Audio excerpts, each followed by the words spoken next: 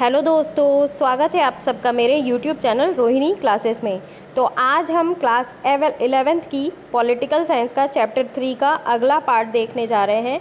Part 2 में जो है हम बात करेंगे चुनाव जो है भारत में चुनाव की क्या व्यवस्था है, इसके बारे में हम बात करेंगे। इसके पहले हमने बात की है कि हमारा देश लोकतांत्रिक देश है और लोकतांत्रिक देश में चुनाव किस प्रकार की महत्वता रखता है, इसके बारे में हमने डिटेल वे में स्टडी की थी। और आज हम बात करेंगे भारत में चुनाव व्यवस्था। तो चलिए बिना किसी देरी के स्टार्ट करते हैं। तो देखिए, मैंने आपको पिछले वीडियो में बताया था कि चुनाव क्या है, तो इसके लिए हम समझने के लिए पहले हम लोकतंत्र के बारे में बात कर रहे थे। ठीक है, आप सभी को पता है कि लोकतंत्र का मतलब क्या होता है? जनता द्वारा, जनता के हित में और जनता का शासन, यानी कि शासन व्यवस्था को चलाने के लिए जनता को प्रतिनिधि चुनना जरूरी है। अब लोकतंत्र का जो ये नियम है ना, इसको क्रियान्वित करने के लिए क्या किया जाता है? चुनाव किया जाता है। अगर हम इजी भाषा में बात करें, सरल भाषा में समझें, तो जनप्रतिनिधि को चुनने की जो प्रक्रिया है वो क्या है? चुनाव। चुनाव प्रक्रिया क्या है, इसके बारे में भी हम बात कर लेते हैं। देखिए, लोकतंत्र तभी तक जो है रह सकता है जब तक वहाँ पे चुनाव, यानी कि जनता जो है अपना प्रतिनिधि चुन रही है। और किसी भी लोकतंत्र में ना व्यवस्था चलाने में जनता की सीधी भागीदारी तो संभव नहीं है।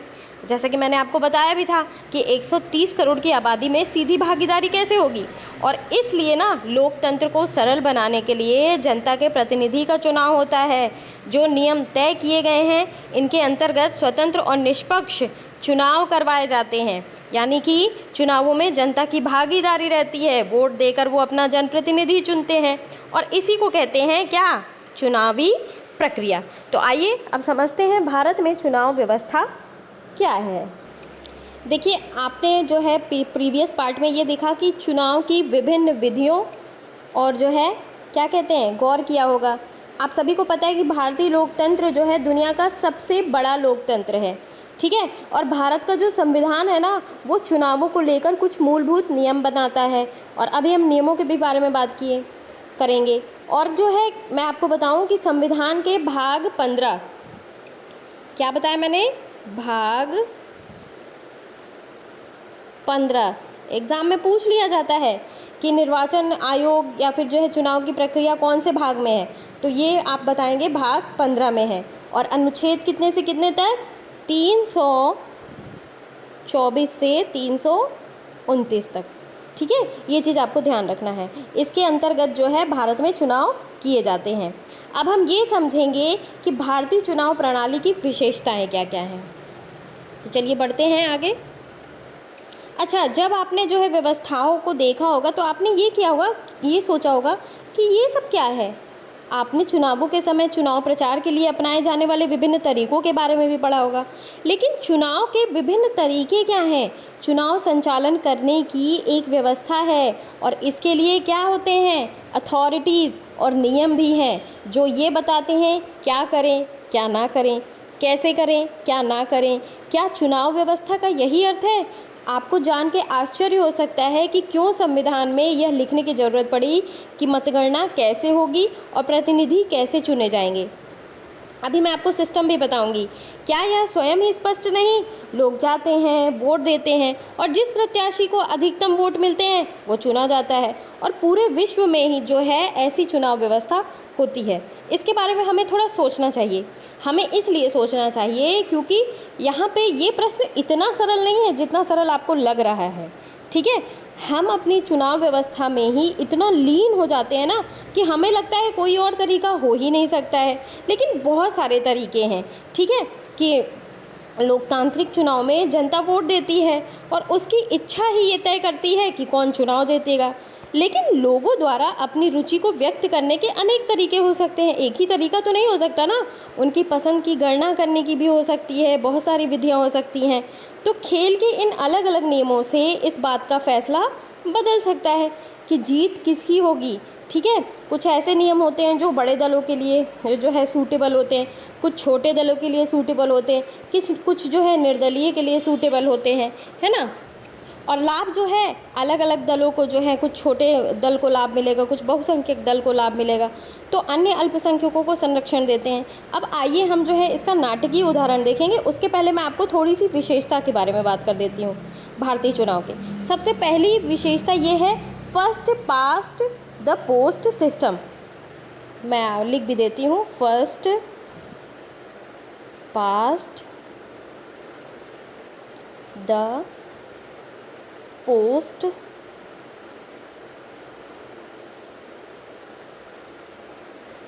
सिस्टम।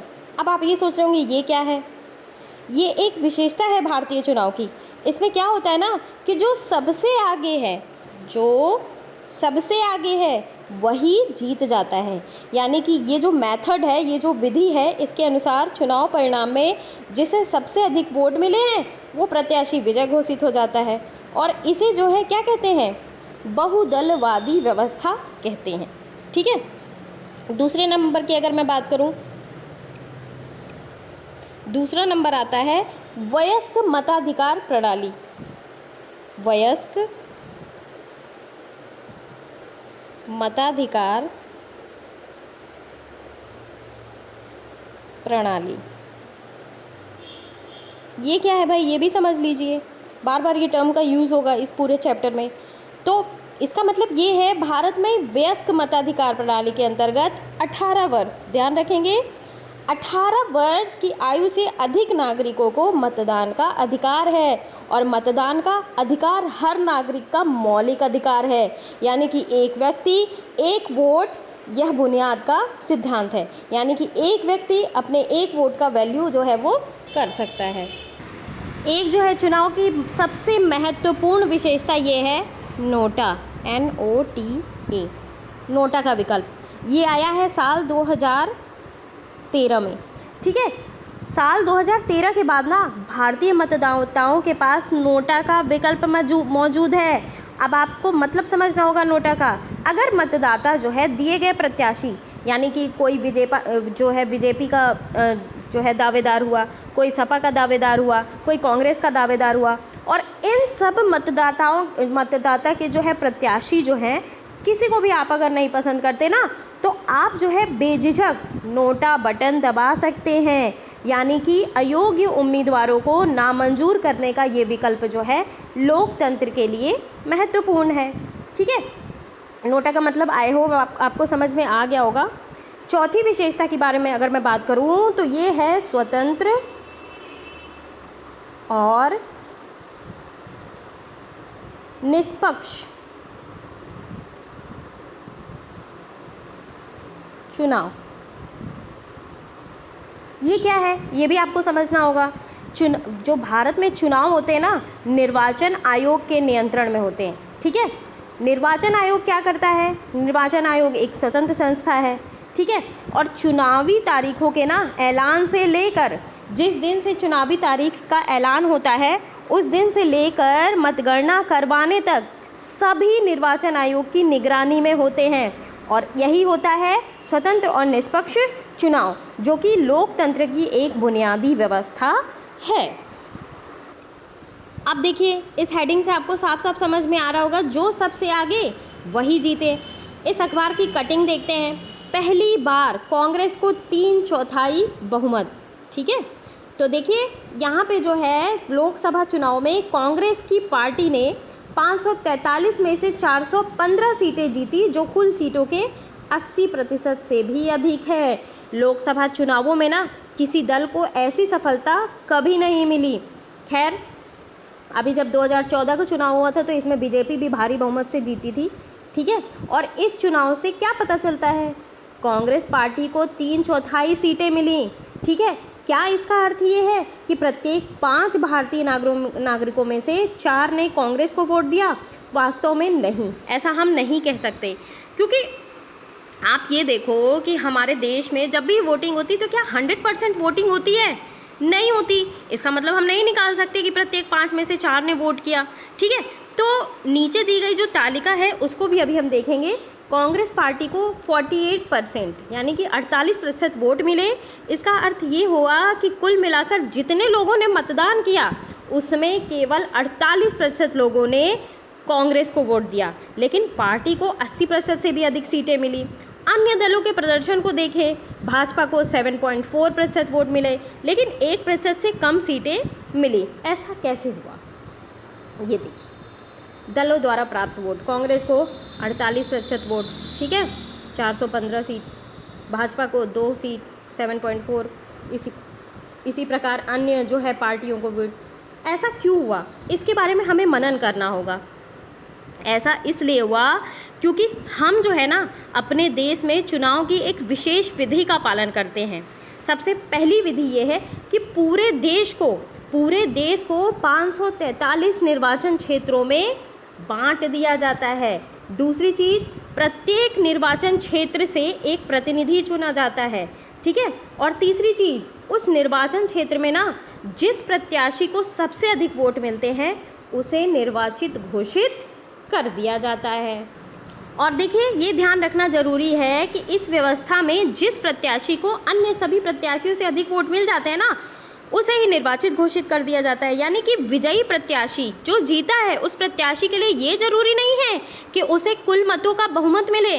इस विधि को कहते हैं जो सबसे आगे वही जीते। जैसे मैंने बताया था अभी, इसे first past the post system कहते हैं। एग्जाम में पूछ भी लिया जाता है कि first past the post system किसे कहते हैं, ठीक है। तो जो सबसे आगे वही जीते, वही है first past the post system. अब चुनावी दौड़ में जो प्रत्याशी अन्य प्रत्याशियों के मुकाबले सबसे आगे निकल कर जाता है वही विजयी हो जाता है, ठीक है। बहुदलवादी भी सिस्टम यही है और संविधान जो है इसी विधि को स्वीकार करता है। अब आइए अपने उदाहरण की ओर लौटे। कांग्रेस पार्टी को प्राप्त मतों के अनुपात में ज़्यादा सीटें इसलिए मिली क्योंकि अनेक निर्वाचन क्षेत्रों में जहां उसके प्रत्याशी जीते उन्हें वहां पे जो है 50% से कम वोट मिले। अब यदि चुनाव मैदान में कोई प्रत्याशी हो, ठीक है, चुनाव मैदान में कोई प्रत्याशी हो तो जीतने वाले प्रत्याशी को प्रायः 50% से कम वोट मिलते हैं। सभी हारने वाले प्रत्याशियों के वोट बेकार चले जाते हैं। क्यों? क्योंकि इन वोटों के आधार पर उन प्रत्याशियों या फिर दलों को कोई सीट नहीं मिलती। अब मान लीजिए, आप एक उदाहरण के तौर पे देखिए कि किसी पार्टी को प्रत्येक निर्वाचन क्षेत्र में 25% वोट मिलते हैं, लेकिन अन्य प्रत्याशियों को उससे भी कम वोट मिलते हैं। तो उस स्थिति में केवल 25% या उससे भी कम वोट पाकर कोई भी दल जो है अपना सीट जीत सकता है। अगला देखिए, समानुपातिक प्रतिनिधित्व। अब आइए इसकी तुलना हम जो है इजराइल में होने वाले चुनावों से करें, जहां एक बिल्कुल भिन्न चुनाव व्यवस्था का पालन किया जाता है।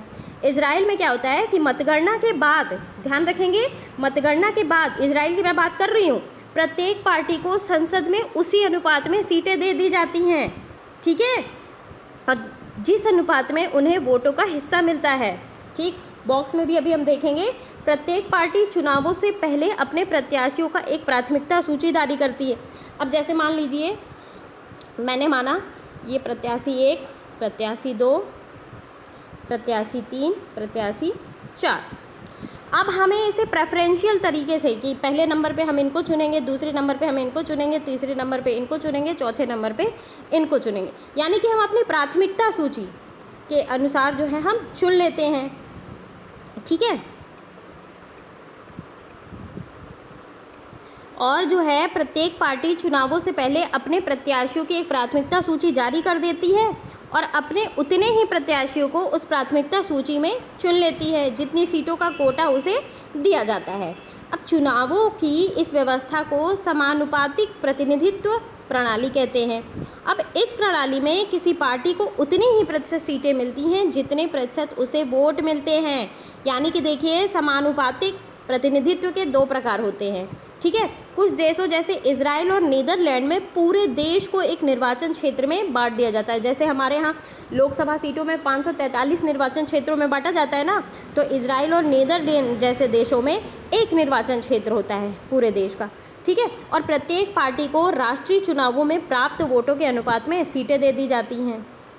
दूसरा तरीका आप अगर बात करें, अर्जेंटीना और पुर्तगाल में ये देखने को मिलता है, जहाँ पूरे देश को एक जो है बहुसदस्यीय निर्वाचन क्षेत्रों में बांट दिया जाता है और प्रत्येक पार्टी होती है प्रत्येक निर्वाचन क्षेत्र के लिए अपने प्रत्याशियों का एक सूची जारी कर देती है, जिसमें उतने ही नाम होते हैं ना जितने प्रत्याशियों को उस निर्वाचन क्षेत्र से चुना जाना होता है। अब इन दोनों ही रूपों में ना मतदाता जो होते हैं राजनीतिक दलों को वोट देते हैं, ना कि उनके प्रत्याशियों को। ठीक है, एक पार्टी को किसी निर्वाचन क्षेत्र में जितने मत प्राप्त होते हैं और उसी के आधार पर उसे निर्वाचन क्षेत्र में सीटें दे दी जाती हैं। ये चीज़ आपको ध्यान रखना है। यानी कि क्या मतलब है, अतः किसी निर्वाचन क्षेत्र के प्रतिनिधि वास्तव में जो होते हैं वो निर्वाचन दलों के प्रतिनिधि होते हैं। ठीक है, और भारत में हमने समानुपातिक प्रतिनिधित्व प्रणाली को केवल अप्रत्यक्ष चुनावों के लिए सीमित कर दिया है। किसका होता है इस तरीके से चुनाव?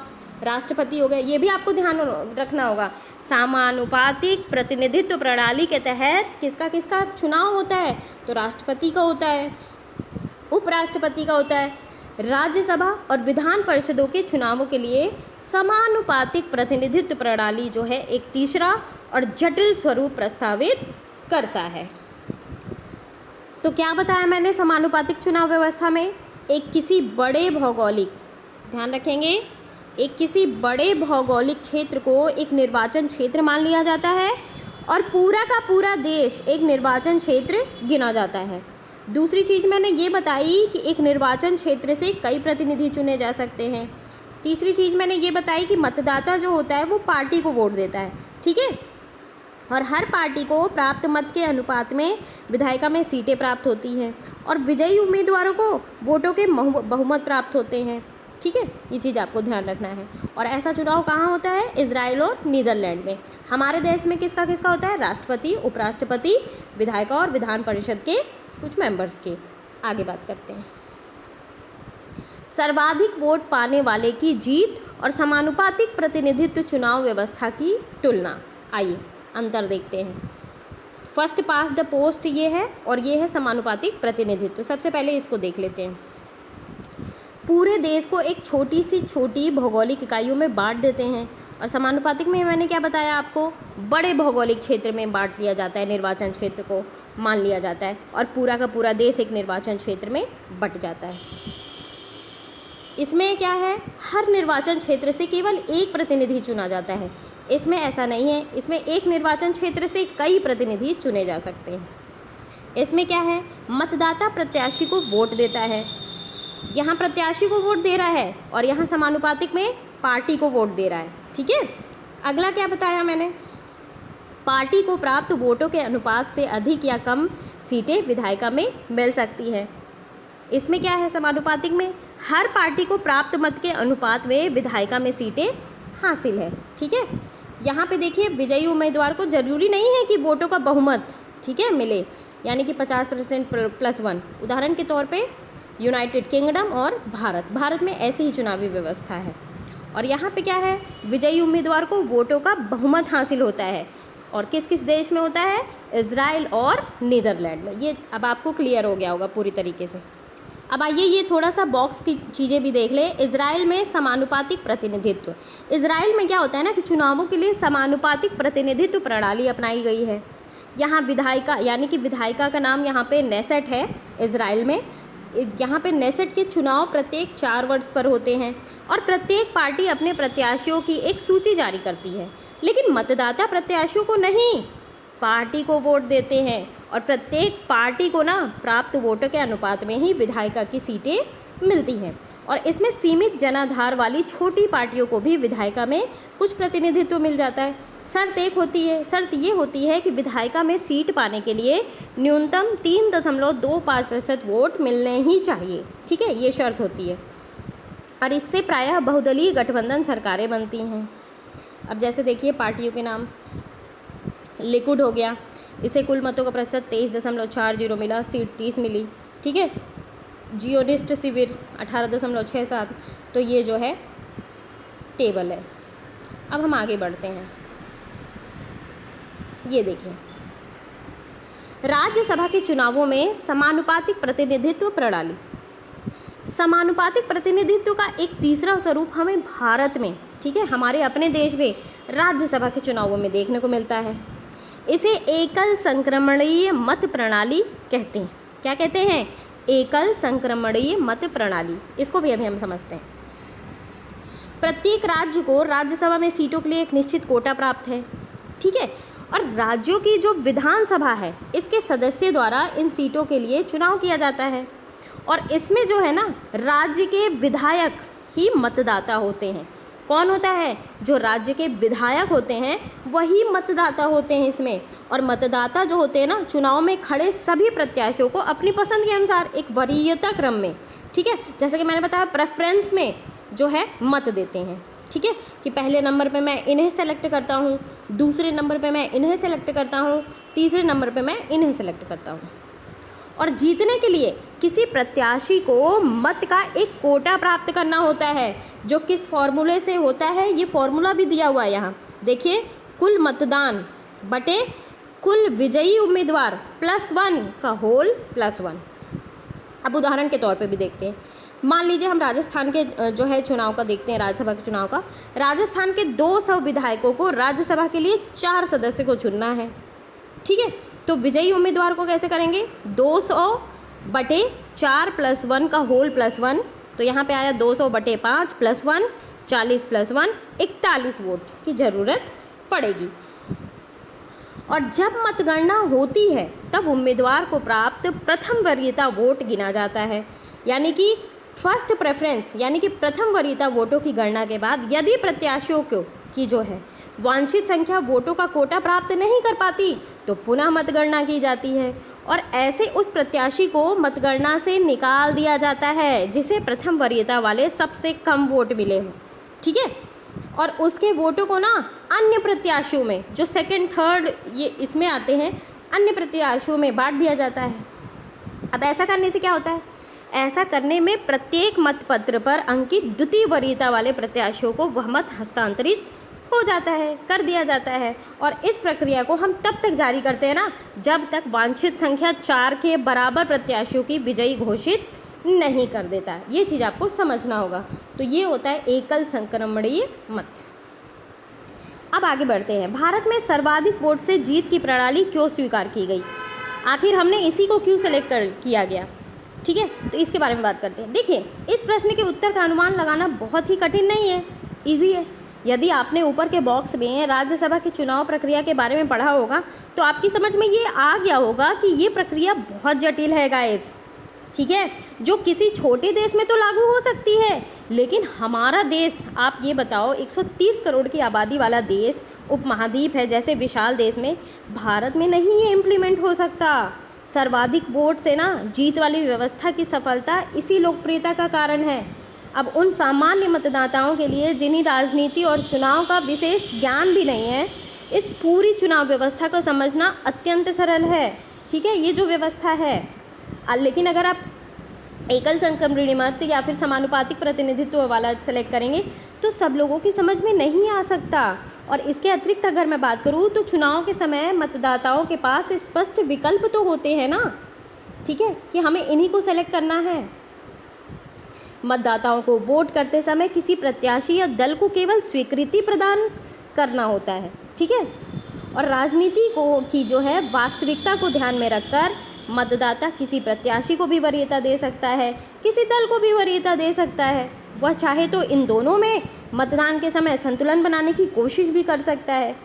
तो ये जो प्रणाली है मतदाताओं को केवल दलों में ही नहीं बल्कि उम्मीदवारों में भी चयन को स्पष्ट विकल्प देती है।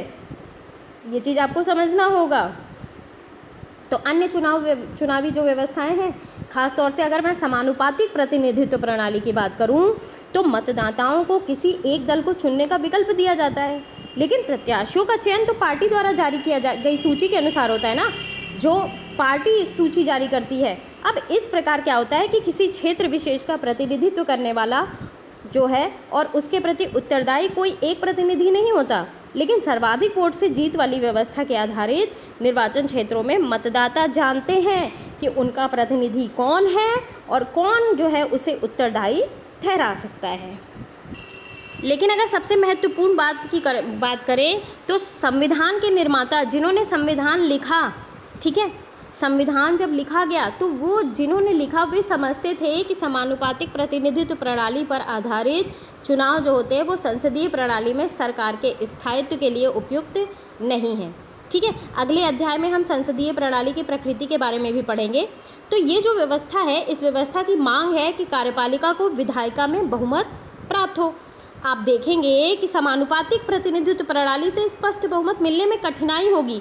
क्यों? क्योंकि मतों के प्रतिशत के अनुपात में विधायिका में जो है सीट बढ़ जाएगी, और सर्वाधिक जो है मत से जीत वाली प्रणाली में अमूमन बड़े दल या फिर गठबंधनों को बोनस के रूप में कुछ अतिरिक्त सीटें मिल जाती हैं। भाई जो फर्स्ट प्रेफरेंस में नहीं आता उसे सेकंड प्रेफरेंस में डाल दिया जाता है ना। ये सीटें उन्हें प्राप्त मतों के अनुपात से अधिक होती हैं। यानी कि ये जो प्रणाली हुई एक स्थायी सरकार बनाने के मार्ग प्रशस्त कर संसदीय सरकार को सुचारू और प्रभावी ढंग से काम करने का अवसर देती है।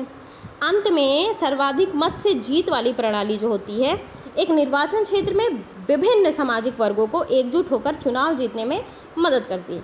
भारत जैसी विविधताओं वाले देश में समानुपातिक प्रतिनिधित्व प्रणाली प्रत्येक समुदाय को अपनी एक राष्ट्रव्यापी पार्टी बनाने के लिए प्रेरित करेगी। संभवतः यह बात भी हमारे संविधान बनाने वालों के दिमाग में रही होगी। ठीक है, आज तो वो नहीं है, लेकिन उनके दिमाग में क्या रहा होगा कि उन्होंने संविधान में ये चीज़ें डाली, तो हम एज्यूम तो कर ही सकते हैं। तो संविधान का अब तक का कामकाज संविधान निर्माताओं की अपेक्षाओं को प्रमाणित करता है। संविधान निर्माताओं की उम्मीदों को संविधान की कार्यप्रणाली से जो है प्राप्त अनुभव प्रमाणित करता है। सर्वाधिक मत से जीत वाली प्रणाली आम मतदाताओं के लिए जो है सरल और सुपरिचित सिद्ध हुई है। वो कहते हैं ना कि असली राजनीति जो है वो गांवों में बसती है। तो जब ये जो है सर्वाधिक मत वाली प्रणाली चलती है तभी तो लोग सोचते हैं, एज्यूम करते हैं कि कौन सी सरकार हमारे लिए ज़्यादा। और अभी देखिए चुनाव आने वाला है मुख्यमंत्री का, है ना, यूपी में चुनाव आने वाला है ना, तो चर्चाएं शामिल हो गई हैं और प्रत्येक पार्टी के लोग जो है लुभावी योजनाएं जो है देना शुरू कर दिए कि हमारी सरकार बनेगी तो हम ऐसा करेंगे, हमारी सरकार बनेगी तो ऐसा करेंगे। ठीक है, तो ये जो है सोचते हैं गांव वाले और शहर वाले, और इस प्रणाली से उन दलों को हतोत्साहित किया जाता है जो किसी एक जाति या समुदाय से ही अपने सभी वोट प्राप्त करते हैं।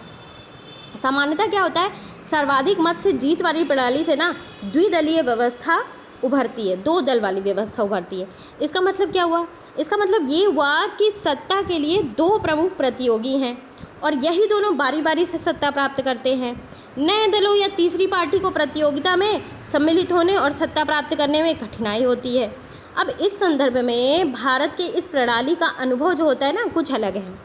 आप देखिए स्वतंत्रता के बाद जो है हमने सर्वाधिक मत से जीत प्राप्त करने वाली प्रणाली अपनाई, फिर भी एक दल का वर्चस्व उभर कर सामने आया। आप देखिए कांग्रेस कितने सालों तक रही। भारत में बहुदलीय गठबंधन की कार्यप्रणाली को देखा जा सकता है और इसी के साथ ना अनेक राज्यों में धीरे धीरे द्विदलीय प्रतियोगिता उभर कर रही। आप देखिए कि हमारे यूपी को ही ले लीजिए, सपा और बसपा अल्टरनेटिवली जो है सरकार बनाती रही हैं। वो तो अब है ना कि बीजेपी का नंबर लग गया, नहीं बहुत सालों से बीजेपी का नंबर लग ही नहीं रहा था। और देखिए 1989 के बाद ना भारत में बहुदलीय गठबंधनों की कार्यप्रणाली को देखा जा सकता है और इसी के साथ अनेक राज्यों में धीरे धीरे द्विदलीय प्रतियोगिता उभर रही, जैसे कि मैंने अभी आपको बताया यूपी का उदाहरण देके। लेकिन भारतीय दलीय प्रणाली की मुख्य विशेषता ये है कि गठबंधन सरकारों के आने से नए और छोटे दलों को सर्वाधिक मत से जीत वाली प्रणाली के बावजूद चुनावी प्रतियोगिता में प्रवेश करने का मौका मिला। इसका जीता जागता उदाहरण है आम आदमी पार्टी। आज देखिए दिल्ली में सरकार बनाई है, ठीक है, और तो जिन दलों के जलवे होते थे तो उस दल से अलग हटके आम आदमी पार्टी ने जो है वहाँ पे जो है अपना वर्चस्व हासिल किया है और काम भी कर रही है। तो ये चीज़ है। अब अगले पार्ट में हम बात करेंगे निर्वाचन क्षेत्रों का आरक्षण। तो किस प्रकार जो है निर्वाचन क्षेत्रों में आरक्षण प्राप्त है, इसके बारे में हम जो है अगले वीडियो में बात करेंगे। गाइज आपको वीडियो कैसा लगा ज़रूर आप मुझे कमेंट बॉक्स में बताएं और वीडियो देखिए, आपके लिए बहुत ही बेनिफिशियल है क्योंकि आजकल जितने भी कॉम्पिटिटिव एग्ज़ाम हो रहे हैं वो एनसीईआरटी बेस्ड हो रहे हैं, एनसीईआरटी से ही क्वेश्चन बनते हैं। तो आप एनसीईआरटी पढ़िए, और इसीलिए मैं एनसीईआरटी पढ़ा रही हूँ। और अगर अच्छा लगे वीडियो तो शेयर भी कर दिया करिए, और चैनल को सब्सक्राइब कर लीजिए, बेल आइकन प्रेस करना बिल्कुल भी ना भूलें। Thank you very much.